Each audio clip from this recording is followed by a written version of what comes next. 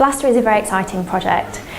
So BLASTER stands for the Best Liberal Arts and Sciences Teaching, Expanded and Reinforced. What that means is BLASTER is formed of a collaborative research group of universities from within the UK and across Europe with the aim of surveying the state of liberal arts and sciences education and moving beyond that to develop recommendations and guidelines for institutions, students and researchers who are interested in liberal arts and sciences education. So more specifically, the project is divided into 3 strands and the 6 partners are divided into little groups, each of which look after one of the strands.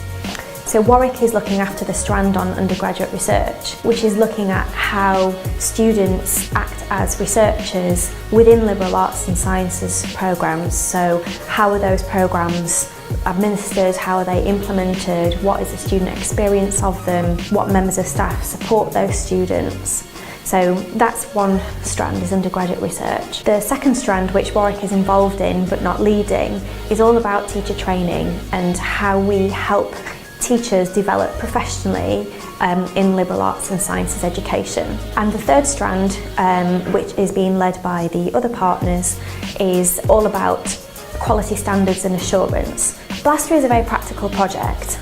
It has to be. We're funded by Erasmus+, so there are certain things that we have to deliver. So each of the strands will produce a set of outputs, and one that's common to all of the strands is a toolkit or a guide or a handbook which is intended to be useful to teachers and learners who want to engage with liberal arts and sciences education. So for example, as part of the undergraduate research strand, Warwick is producing an online interactive guide to undergraduate research which will have 2 faces. One face which looks at members of staff who are interested in either starting or developing undergraduate research programmes in their institutions. And the second phase, which looks to students and celebrates some good practice that we've recognised in student achievement in undergraduate research, for example the Reinvention Journal and the International Conference for Undergraduate Research.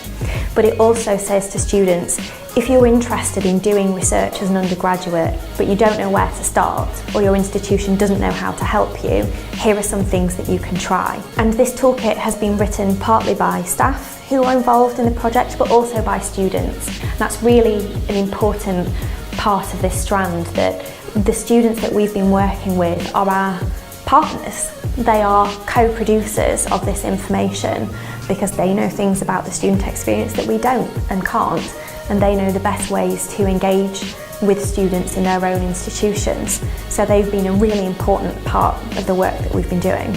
In the immediate term, I think I have personally seen 2 really good outcomes, and one of them has been the students that we've worked with on the undergraduate guide. From the moment that we met them at the first event that we did in Leuphana in Germany, where they were engaged but perhaps a bit timid, they have now taken the ideas from BLASTER and run with them.